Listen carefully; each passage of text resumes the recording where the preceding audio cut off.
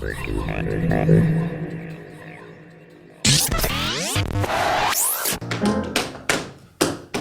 name is Josh Hilberman. I am a tap dancer.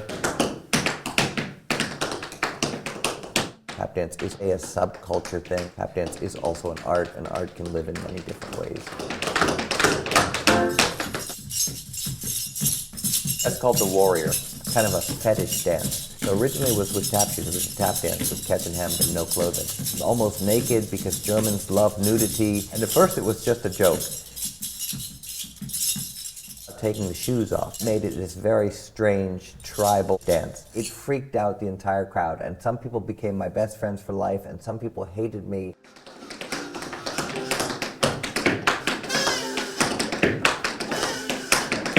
I was 17 years old when I started to tap dance. So as a senior in high school, to avoid the physical education requirement, I began to tap dance. And I loved it. And I thought it was just the most fun thing I had ever done. I love sports, but I wasn't really an athletic teenager. No, I was a little bit fat, and I was much more into music and theater than I was into sort of running in the gym and being with sweaty guys. In my early dancing career, I was heavier all the time, and that's when I had the funny lesson from Carson Lyons, who told me straight out, "You're too fat." And he was, of course, skinny, like only bones at that time, telling me that. But it was good advice, and I find myself much happier dancing now, much better condition. Anybody of any weight can tap dance. But if you're gonna really try to pull off buck and wing and some of those athletic styles that I try to do, then you're better off smaller.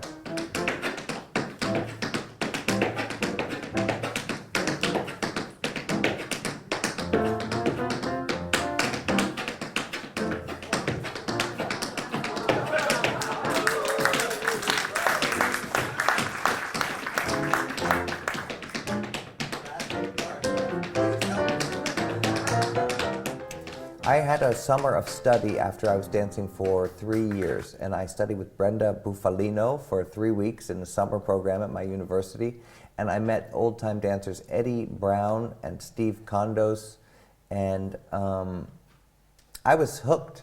And so I thought, okay, there's something to this tap dancing, so I spent that whole summer studying with these legendary tap dancers and learning and getting to the feeling that there was depth, learning that there was some depth to this field. And then I just tap danced all the time because I liked it. And then by the time I was 30 or 32, I thought, okay, it's a career. There was no master plan behind it. It was really more of that's what I like to do, and I kept doing it. And then after a while, I wasn't doing anything else. I was making all my money tap dancing, and I liked it.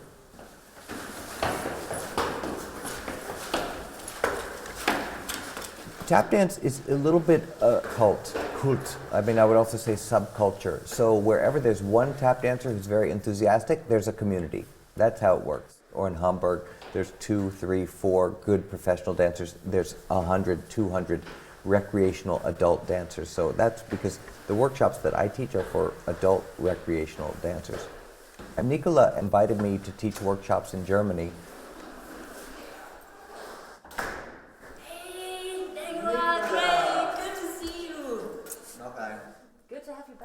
Thanks. Yes, nice great. to be back. You prepared some material, didn't you? You were planning No, I this whole thing. Wir haben uns das erste Mal, ich glaube, vor 14 Jahren kennengelernt hier in Hamburg. Da war er zum Workshop da. Und ich fand es sofort super, was er gemacht hat. Er hatte irgendwie eine unglaublich nette Art, auf die Leute zuzugehen. Und das Material, was er unterrichtet hat, war toll. Und er hat es sehr, sehr gut erklärt und sehr ruhig erklärt. Und er hat die Leute immer sofort gefangen genommen mit seiner Art. Und alle waren total bei der Sache und haben das geliebt, einfach diese Sachen zu tanzen. Und seitdem sind wir in Kontakt geblieben und danach habe ich dann auch angefangen, Workshops für ihn hier zu organisieren. Und jetzt ist er wieder da und ich bin einfach total froh.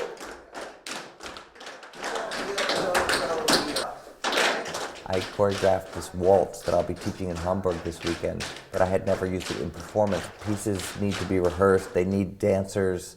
Not every piece I make is a solo piece. I don't have a dance company, so sometimes pieces wait until there are dancers.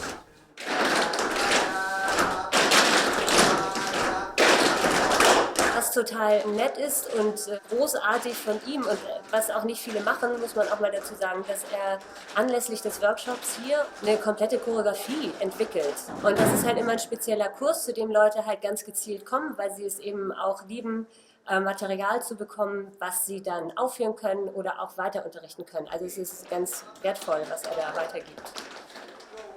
There's an industry of a weekend workshop, that's sort of the thing. So dancers will come on a Friday, Saturday, Sunday, they will pay some amount of money. Whatever you charge, there's some money there that can support me, that can support the transportation, that can support the studio where I'm teaching. The studios that I'm working for are not huge corporations, they're really independent things owned by friends of mine. So I'm also in business with my friends. Good business is that you try to make as much money as you can, but also make sure that the workshop organizer makes some money too. And that the students engage more and deeper in tap dancing, because that reinforces their love for dance and also whatever that studio is doing and whoever that main teacher is.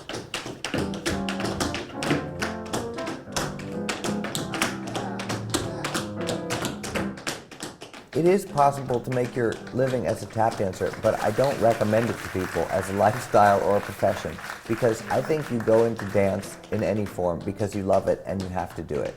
So if people are sitting around thinking, can I make enough money tap dancing? The answer is no. You should do something else. But for some people, that's what they need to do, and they're going to do it and they're going to find a way.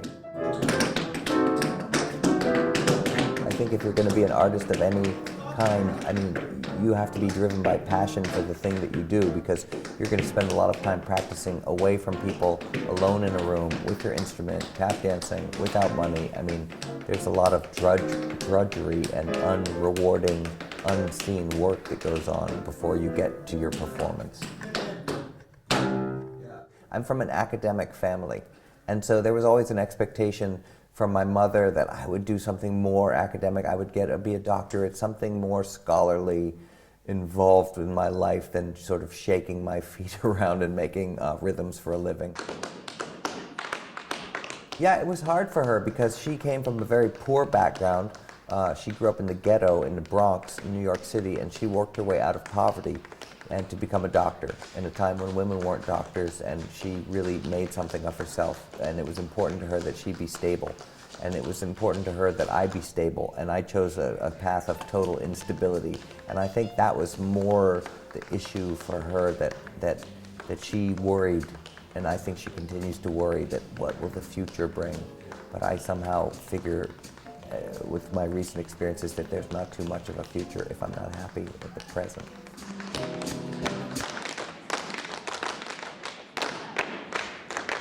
And my father was very supportive from the beginning because he had been an academic, and I don't think he found it that glorious, although he had a wonderful career, so I think he was happy to see his son do something that was passionate. And I didn't care when I was young what kind of money I made. Last year I worked all the time, I worked everywhere, I was lucky. Where the year before no one called me and I didn't work at all. I taught 2 workshops or 3 workshops in the year and just sat around and thought this is the most depressing life I've ever had. So that was age 44, I thought my career was over, and age 45 it came back to life, so now I'm 46 and it's going strong, so I don't really understand it, but I'm not asking any questions about it.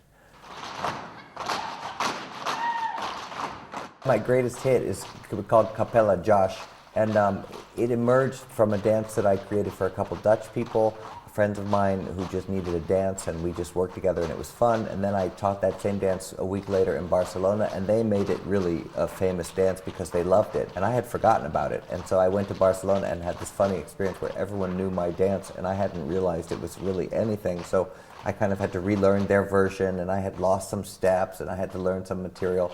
My feeling about all the dances that I learned from my teachers was everyone disagrees on steps. Everyone disagrees if it's the left foot or the right foot, if it's syncopated, not syncopated, because tap dance is this oral tradition. So different times when dances are taught and learned, they're a little bit different. It's not really set in stone. So I thought, well, Cappella Josh, I mean, it was made famous by people who didn't even know me and never even saw me and just learned it from other people. So it already had kind of a life of its own. So I arranged it and put the material back together with the instructions. Do whatever you want with it. Arrange it however you want. Do the beginning, do the middle, do the end. It doesn't matter. It's your piece. Use it. At a certain level of professionalism, people understand that the dance lives and breathes. But for a certain level of perfectionist, then the dance must be done a certain way.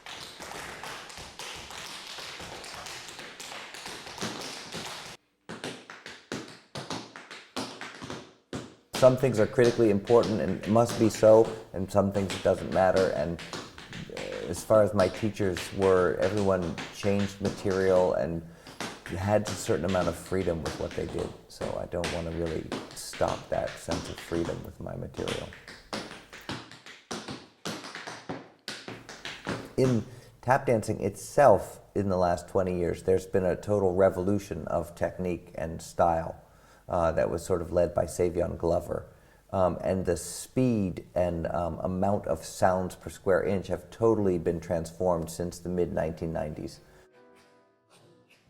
The technique of today I love, but the performance qualities of the modern dancers, I'm starting to get old and grumpy. I don't really love the modern performance style so much. At a certain point, I lose interest in virtuosity because I want to see expression. Some dancers have moved beyond that and taken that virtuosity and become tremendous expressive dancers, but there's a whole generation that got stuck and hung up on technique only. So there's a funny divide. We started doing these championships of paddle and roll. We made a satire of dance competition. So we just started fooling around with my friends in Nuremberg and making fun of dance competition because I don't believe in dance competition and I think dance is not a sport. So, but the sporting industry of dance is huge and significant and a big part of money in dance. So we just started making stupid shows to make fun of the concept of dance as sport. And then I came to Nuremberg in the year 2000 with this crazy piece where I was mostly naked and banging on myself and kind of a fetish dance. And at first it was just a joke. And then I actually watched it and edited it and took it more seriously as a dance.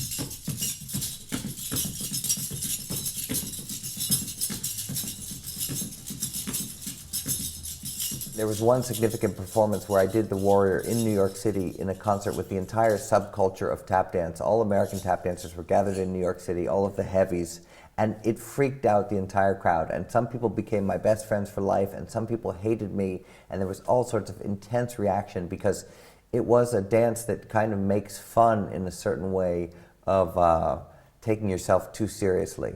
So it was provocative in a sense about I mean, also, to me, it was partly commenting on the style that I hated, which was, I found sort of masturbatory, so masturbation, people getting off on themselves because they could dance so fast. So there's part of the dance which is comment about sort of being too in love with yourself, or narcissism.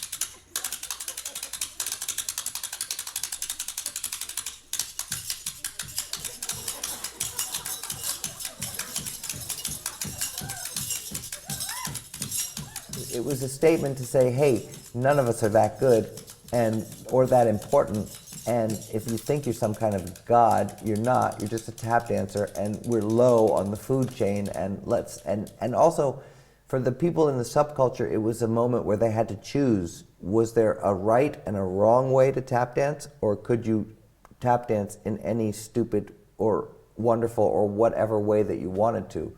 So for my friends who came out of that evening, they said it was an important moment where they thought about the orthodoxy. I mean, that's a big word, but is there a way that is there a requirement for what you do, or is tap dance just an art and you're free to do it however you want?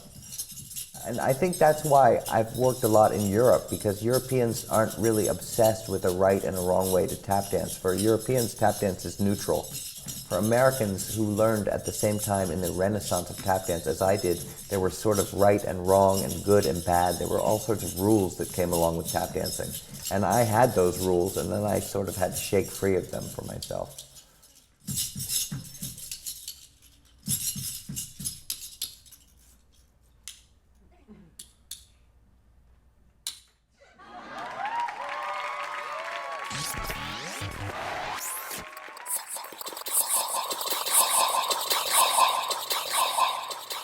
Thank you.